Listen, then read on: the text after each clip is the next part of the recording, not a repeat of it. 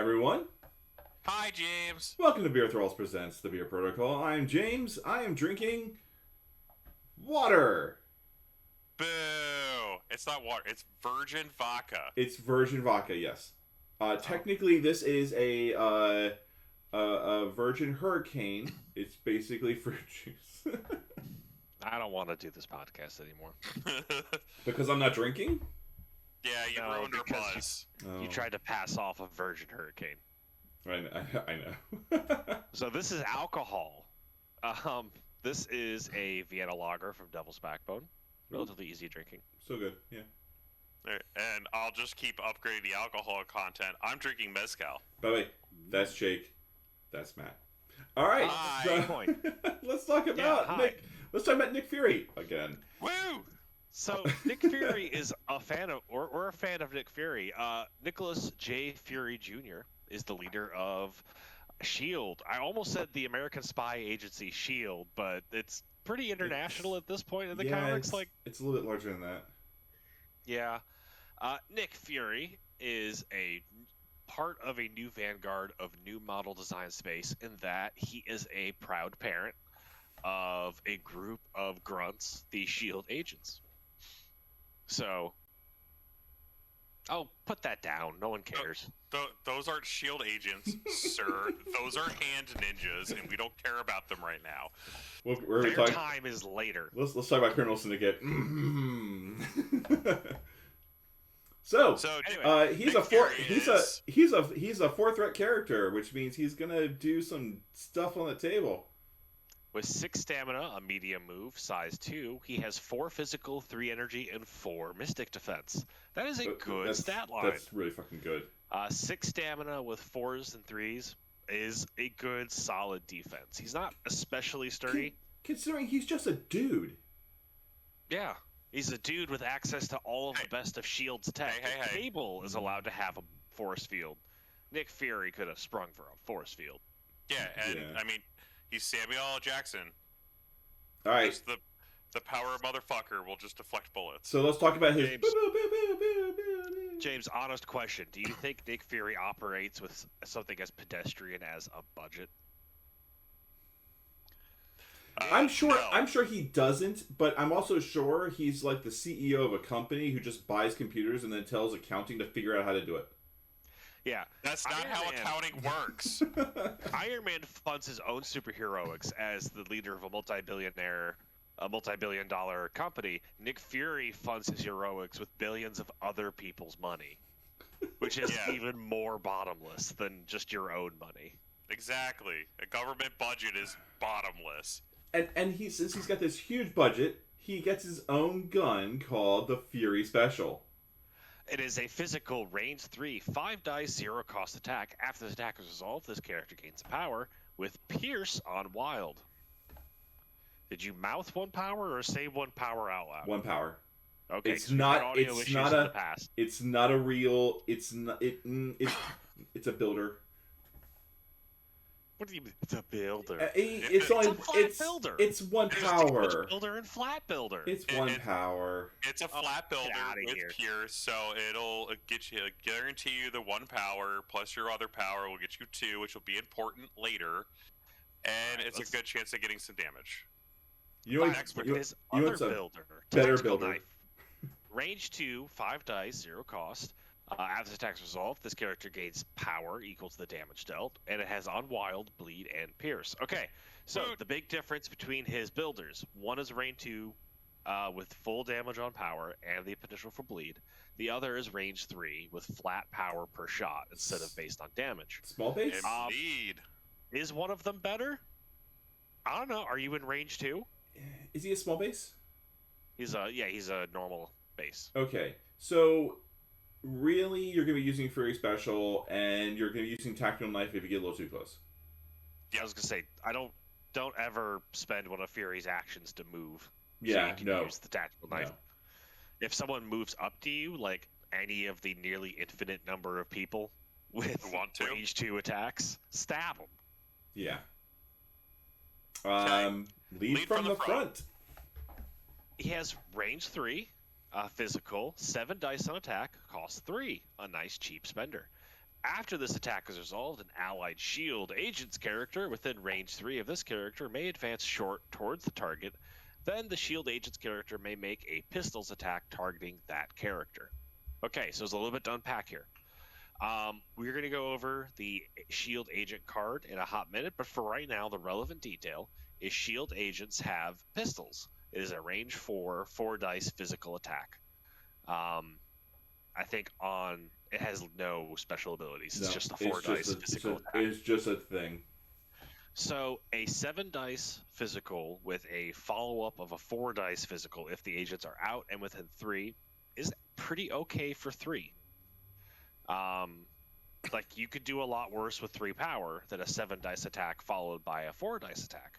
I mean, it's almost kind of like rapid fire, except you're having somebody else do it. Right. So like he's still doing damage, and then you have somebody else shoot them, which gets a little weird when you have like boosting the attack will only boost his attack. It won't boost the agent's attack. Also, so they're 2 different attacks.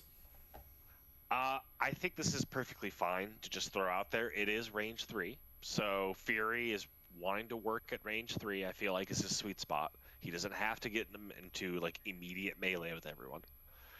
So he can be not quite as far back as Cable with his like range 4. I think it's Cable's 5 on his laser rifle. Yeah. Mm-hmm. So Fury's still got to get kind of close to the front line. So he'll be retaliated at, but he's got enough health and good enough defense he can take a few hits. Yeah. I mean, it's not a bad spender considering he doesn't really have anything to spend on. No, he has something very important to spend it on. Oh yeah, we'll get to that though. All right, Fury's leadership ability for the Shield affiliation. Last line of defense. If you have fewer victory points than your opponent, emphasis on fewer, not equal to, has to be less than. The first time each round an allied character is dazed or KO'd by an enemy effect after the effect is resolved, you score a victory point. Okay, let's break that down. We have not received any rulings about grunts saying they are not characters. So, since grunts have very little health and practically no defenses to speak of, and they're immediately KO'd, deploying grunts and redeploying them could be an effective way to get yourself victory points if you're behind. Especially when against certain mirror matches, such as Thanos and the Black Order, where they're going to be scoring victory points for knocking out your grunts. This might be a way to sort of even up that gap. Either way, the fact it also applies to dazed means even if it's not your grunts taking the fall, it's still going to help you tie up what could otherwise be an attrition gain that's running away from you. And it also has to be by an enemy attack. It can't just be like Bob killing himself. No, it's KO'd by an enemy effect. So... Yeah, that's what he said. He said attack. There's a slight sorry, fair. So Adepticon had a ruling, I think, that the grunts count as, even though they go on your turn, on Fury's turn, they still count for the number of models towards who's gets the first token. So to go into a little more, for going into detail on that one, the current rule for who has initiative is whoever activated last. Since Nick Fury and his grunts activate at the same time, you may not be thinking that has any impact on that, but there is a really subtle distinction, and that is with the pass rule. Mm-hmm. The person with the fewest total activations remaining, as long as if you have fewer total activations remaining than your opponent, you can pass and give initiative back to them and force them to do stuff, which might change up because of this sort of double activation, who goes last in a round. Right. Because the models themselves do get an activation, the grunts do count for one side having more total activations.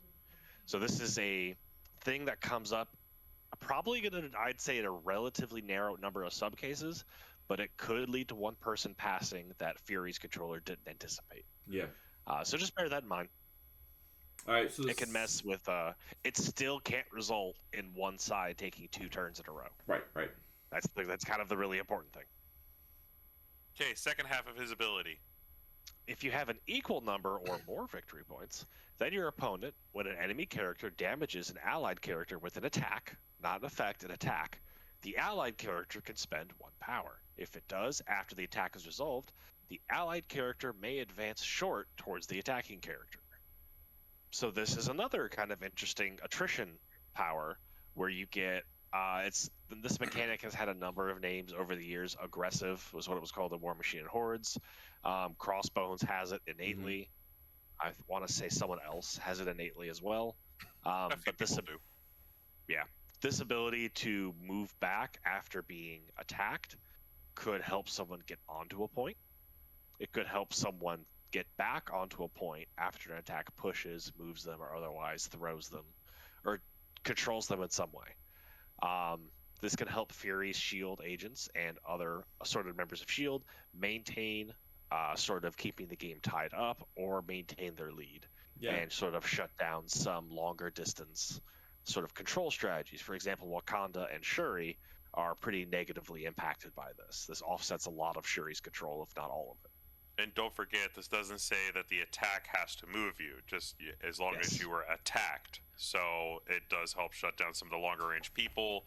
That stops you. They may not attack you because now you can't make one extra advancement to a point you couldn't otherwise have gotten to. And considering the grunts are on a larger base, a short move on them is pretty far. Yeah. It is worth noting, you still have to move toward the attacker. Yes. So you cannot use this in sort of Loki-esque shenanigan where after you get hit, you move away from their attacker, behind cover, something like that. So look at a whole, last line of defense appears to be a fairly attrition-focused ability for helping the shield affiliation stay up and involved in attrition. On its own, I don't think this is enough to put them over the top and give them advantage in attrition. But I think it makes them actually kind of difficult to space away from in an attrition-heavy game. Yeah. So I don't put it in like some of the top, like it's hard to say there's like a golden apple top tier. Like that might be a fun podcast. We get one of those tiering sheets and rate all the affiliation bonuses. Criminal Syndicate figure top. out, who on its own has the best affiliation. Criminal Syndicate is probably up there because that gives them a really strong scoring advantage, and that's an example of something that puts them over the top for aggressively scoring points. Nick Fury's ability is aggressively helping you not lose. It's not necessarily going to help you win, but it's going to help you not lose. Yep. Fury next has Call in the Cavalry. If there are no allied shield agent characters in play, place one within range 3 of this character with an activated token. It may immediately interact with one extract objective token. It is part of your squad. This costs 2. So here's where we got to talk about what the agents do a little bit. So the agents are on a big base. They have, I believe, a medium movement, so not terribly devastating, but that does give them a decent amount of mobility. The agents have 2 abilities which make them really relevant here for what Nick Fury brings to your table. The first I want to talk about is shield operatives. They cannot contest secure objectives. So this will not necessarily give you any sort of advantages by just having more models on the table. However, they do not have to pay power when interacting with civilian or asset tokens, which is good because they can never have power. That's a general grunt rule. So you may have noticed there's nothing in there saying they cannot contest or score civilian or assets. They absolutely can score civilian and asset extract scenarios. Also, something to point out for secure objective tokens, it says they cannot contest. It does not say they cannot interact. Yeah, but they have no power. They have no power. So that also covers that situation. Again, just covering all the ins and outs because there's going to be someone out there. There's going to be someone out there who says like, oh, there's going to be an ability that doesn't mean you don't have to pay to interact with secure objectives for a round. Yeah. Does it say they can never have power? Our time has come. Do they say they can never have power? Yes, they cannot gain power. Okay, so like you can't just like put Wakanda pass off power to them or Magneto using the power or. So it says you can never gain power. You can never gain power. Yes, it's still gaining power. Advanced R&D and Magneto's leadership are phrased as gaining power. Yeah. Yeah. Same for Dormammu, etc. Yeah. Their other ability, passive, is Buy You Time. When this character drops an objective token, its controlling player places it back on the battlefield instead of their opponent. That's just so fucking powerful. This is the core. So, what does Nick Fury do when he calls in agents? He gives the signal, agents, get a thing. They rope in from the helicarrier or a Quinjet or whatever brought them there. They drop down, grab the thing. What do we do with it? They get shot. Ah! They throw it back to Fury. There's all that lambs. Gotta love it. Which is good because they have 1 defense across the board and 2 health. So almost anything will drop them. They're gonna get sneezed at and fall over. Then again, there will be days where your opponent, because you play Carnage enough to have seen it, where your opponent will fail to kill them Carnage or do any significant damage. What? You mean somebody's gonna throw like 10 dice at somebody with a 1 defense and it's just gonna explode and they're not gonna do any damage? So weird. It's almost like they have 2 health specifically, so they can't be removed by trivial effects like explosive when attacking someone else. Like you actually have to hit them with something. Yeah, and you can't just I do 1 automatic damage. Or also the where basically if they're too close to an objective, they just take a point of damage, and holding the cube and it gives them a point of damage. Yeah. So, the fact the agents have 2 health is actually a big deal because it's going to force your opponent to have to dedicate 1 action somewhere, somehow. Oh God! They're going to be holding power to throw them. They're going to be holding the cube on their round, and they're just like, "Oh, this is going to hurt." And then like next round, like they're like, "Oh no, we lived." Oh, not anymore. So, that combination of abilities gives Nick Fury as sort of the chassis that these boys came in on. Nick Fury is the Quinjet. Yeah. It gives him a really strong extract play. Yep.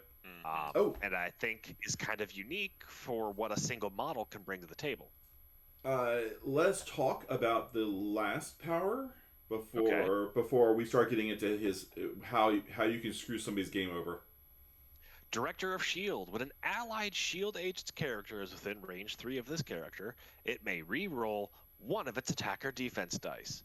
And this character, Nick Fury, gains 1 power whenever the allied character deals damage or suffers damage from an enemy effect. So this is a great little power battery for Nick Fury. It also gives the S.H.I.E.L.D. agents a little bit extra edge on getting a chance to deal their damage or actually live unexpectedly through an opponent's attack. Nothing wrong with rolling a crit on their first roll, then having 2 dice to play with and being able to re-roll 1. Yeah. To make your opponent just go, I have to hit these things with 2 attacks? Son of a bitch. Yeah. Oh no. If you have to make it do 2 attacks, I'm gonna be very angry. If my S.H.I.E.L.D. agents make your Sabretooth, or if my S.H.I.E.L.D. agents somehow look. I don't even care if they live. If my S.H.I.E.L.D. agents ate 1 of Juggernaut's attacks, dude, that's a win. This makes it doesn't matter. This makes just do a point of damage. Just do a point of damage. Like that makes those people against agents just devastating. It's like I don't care what I throw. I'm going to do a point of damage to you. I mean that's Bullseye. Yeah. I mean Bullseye would unironically be actually pretty good at clearing away grunts. Backside, he's just got 1 less health. Okay, so Nick Fury does come as the head of a new affiliation.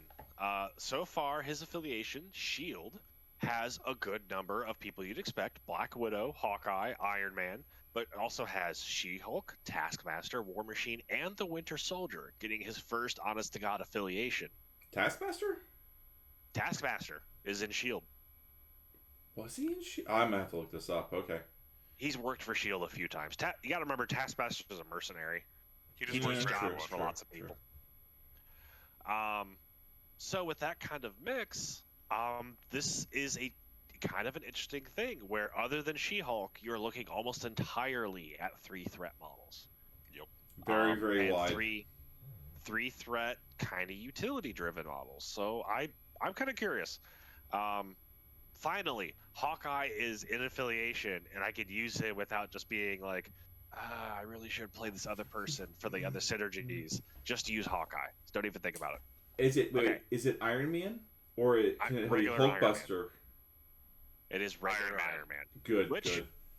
to be fair, also not terrible. I'm not going to admit this. So let's talk about his one magic card that we really care about. I want to talk before that. Okay. I think where you may see Fury show up almost as often as the lead of Shield is you may see Fury show up as a splash.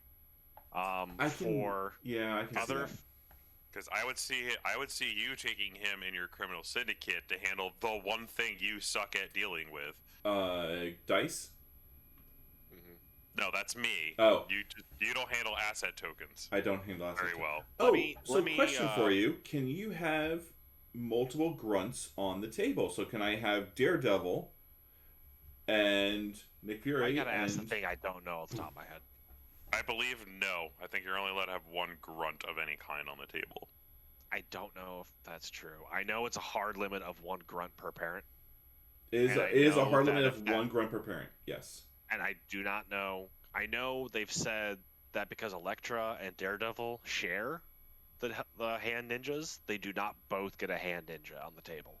You only get one between them. So maybe that's what I'm remembering. So it might be. So it might just be you only get one copy of each grunt. Period. I don't think there's a rule offhand saying you only get one grunt. Period. So you could have agents and hand ninjas in the same weird fucked up list. No, James. I mean, that could be fun with Last Line of Defense. If you're just like, here are my cheap-ass grunts. Do it. Murder them. I dare you. You only get the point for the first one. So your opponent's probably just going to rip that bandage off and be like, okay. Yeah, but and then if it's Thanos, he's going to laugh because you gave him 2 points to your 1. Well, I mean, choose your poison correctly. I'm just saying. I mean, if you want to do that to my Black Order list, I'm okay with it. Gentlemen, I feel like you're failing to see the truly devious, stupid Criminal Syndicate splash, where Nick Fury deploys the grunts, and I'd have to look up Criminal Syndicate if Criminal Syndicate pays to have a person give their thing, or has the person receiving it pay. The person who has it has to pay to pass it off. I've already thought of that. So say Kingpin has something, and he's like, I'm about to go down. Agents, yoink. Take this to your master. We've also said that the grunts start in the Yes. Grunts start the game and play. And grunts always activate before Fury. So, with that in mind, I kind of like a quick sum up on Nick Fury as a whole picture from what we've seen. He does not have a lot of things to spend his honestly pretty good power generation on. And that's where he has a lot of cards. Bullshit. Nick Fury comes with 10 tactic cards. But most of those are Shield exclusive, but he has 3 exclusive to his name. So be aware a large part of what's going to make Shield a powerful and interesting faction, which we are going to talk about in a separate episode. Mm-hmm. We're going to do another conversation on the Shield tactic card specifically. But what makes them powerful and is going to make them interesting is their pretty deep bench of tactic cards, which is something they have in common with Convocation, which is a bunch of kind of not entirely synergistic parts that, when their tactic cards get added to the mix, become a really cohesive sort of picture for how they want that faction to work. So if you could pick one of his cards to talk about right now, Jake, what card would you choose? Let's talk about Reposition. Yeah, let's talk about Reposition. Reposition. It's unaffiliated, so you do not have to be playing Shield for it. You just need Nick Fury. Nick Fury could spend 2 power to play this card. If an allied Shield agent's character is on the battlefield, place an allied Nick Fury within range 1 of the allied Shield agent.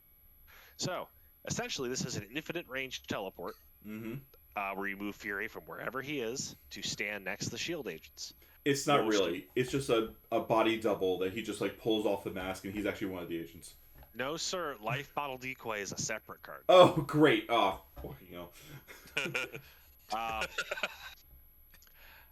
So, the other really important thing that a lot of people have caught on to here is, unlike a lot of other big teleport cards like Asteroid M or Black Order's teleport, you are allowed to take an extract objective with you. Yeah. So, that on its own, this is a strong tactic card. This potentially gives you lots of ways to get shenanigans on the table. Why is that strong, it's Jake? Not being able to teleport a model with an objective across big swaths of the board, because while all of Fury's abilities are assuming that the shield agents are within range 3 of him, that is not a requirement. So like, he literally could pick it up if he has the power. Go, I don't have any agents on the field. Let me go ahead and drop an agent 3 that way, and then I'm going to go 1 inch? Range 1 of that agent. Yeah. Range 1 of that agent. So basically, you're going range 1 on the other side. You're pretty much getting about that far. Yeah, it's good. So, there's a little bit of concern, because after the most recent round, after this last year's round of rebalances and edits to models, a lot of turn 1 feel bad, poor sport plays were removed from the game. Or at least they were no longer viable. This particular tactic card added a new one, which they, to my knowledge, have not addressed yet. Specifically for Wakandan herbs. Already kind of a gimmicky scenario where I know, like, at least our local meta is just like, look, if you're taking Wakandan herbs at all, it's because you have a gimmick and you have some kind of thing that you're going to do to them. And in a lot of cases, it's going to be kind of like how Gamma Shelters or certain asset-driven scenarios were for Criminal Syndicate before they banned the tactic card that enabled the play. Where Criminal Syndicate would essentially have control of the game from like turn 1 or turn 2 and be untouchable. So horrible. That was a terrible decision on their part. And in the interest of public discourse, we'll talk about it. So, Wakandan Herbs has the agents set up next to your scoring point, which I'm going to call the basketball hoop, or the dunk basket. The dunk basket. The dunk basket. And then Fury's going to set up across from your herb. And the way it works is on Fury's activation, the agents go hang out near the dunk basket. And Fury is just like, I'm going to move twice, pick up this herb by spending a power, spend 2 more power to play reposition, and then teleport next to the dunk basket and start scoring 3 points every round. So so it's only 2 power to do the teleport. Yes. So 1 power to pick up the extract. And 1 power to pick up the extract. So you start with 1 power because start of the round. And strange, Fury Special says you get a power just for shooting it. So, but you don't have the actions, friend. You have to move twice. You have to move twice. You do have to move twice. So it's where are you getting power? Hey, shield agents can shoot things. And they're back. They only give Fury power if they're within 3. Yeah. Fair. So it's gonna be it's gonna be round 2, or it's gonna be R&D. Or Wong. And R&D. Oh, Wong. God dang it. Yeah, you gotta remember, if you're gonna splash to win a gimmicky scenario, you may as well splash 2 models. Yeah. So you can get Fury the power he needs with Wong. Dormammu can do it out of the gate if you just want to really flex on your opponent in a 15 threat scenario. Wong and Wakanda R&D are pretty much all you need to pull this off, so it's really not that hard, but you are investing a lot of your list build into doing this. And you cannot do it immediately. You need Wong to activate, and you need Wakandan R&D to activate. So you need to do at least 1 activation before you can do this. So what can your opponent do about it? Because ideally, because all of this is in 1 activation, Fury's just going to have it, and then your opponent has the rest of that round to deal with it. So one of the things the Fury player is going to do is not do it until the end of the round to minimize how long you have to deal with it. Being able to get to your opponent's deployment area and shoot the agents off the table is pretty unlikely. That's just too far away, even for people with range 5 attacks. Maybe if you have a gimmick on your own, kind of like Hulk and Thor, where he just tosses them. Fastball special. Cat and mouse can get you up pretty far, but it's probably not going to be enough. You're kind of screwed. So other things people have pointed out is if your opponent does give you enough activations, you can move models to block Fury's approach and just physically block his landing space. Yep. Effective, but you're still letting your opponent officially dictate your unpacking. Yep. So this is just one of those things. Again, it exists. It just community be aware of it. I don't necessarily think it's actually that great because again, with the switch to random scenario pick, you still only have you need to win. Chance. Yeah, you need to win the initiative roll, and then you need the 1 in 3 chance of picking the scenario, unless your opponent also had Wakandan herbs to play their gimmick. Now, the really feel bad part is that if you get it pulled off, that does put your opponent really deep in the hole immediately. Yep. So it's rough. Be aware of it. Otherwise, I think Fury is going to be a really interesting thing that I think Shield itself has a lot of really fun models that haven't had maybe necessarily a dedicated home. Mm-hmm. I mean, he's pretty tanky, and he's got some pretty good attacks with also the agents thrown in there. Yeah. And agents by themselves can really mess up some lines. I mean, they're medium base. Yeah, both of Fury's builders have Pierce, and he's 5 dice base. Mm-hmm. 5 dice with Pierce is actually a really perfectly good stat line for an attack you're going to be making consistently. Yeah, if you're not going to use Fury to do the janky stuff, things like once again Gamma Shelters or something where you have to kind of like sit on a point, throwing agents out there to just kind of create a bubble around that point is still really good. You know, blocking landing spaces, blocking landing spaces, and oh no, they died. That's terrible. Here's another one. I think as a splash pick for a 4-point slot, Fury is a more interesting splash to me than either Elektra or Daredevil, because they're both relatively focused on a specific plan. But Jake, why is that? Because Elektra and Daredevil are pretty good. We should really talk about Daredevil next time. They are pretty good. It's just Fury to me as kind of a like midfield, not quite support, but a decent damage output. I don't know, just the hand ninjas, as far as grunts go, are about damage and dealing more damage. The shield agents give you tactical options with extracts. Just a super strong extract game. Yeah, the fact that that's more interesting to me.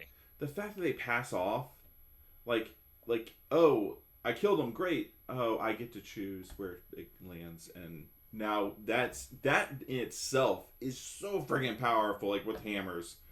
Because even if I don't get to score, because I get to choose that token gets to go, there's a decent chance you don't get to score either. Yep. But on that note, any closing thoughts on our wonderful friend Nick Fury? Can't wait to talk about his tactic cards next. Oh, definitely not Daredevil. Definitely talking about Shield tactic cards. Damn right. There's so many. Yeah, and we're going to go through all of them. Right. Well, next time on Beer Protocol. What are we doing Shield tactic cards? Yay! Wait until the next episode when we tell you how to make Juggernaut a Shield agent.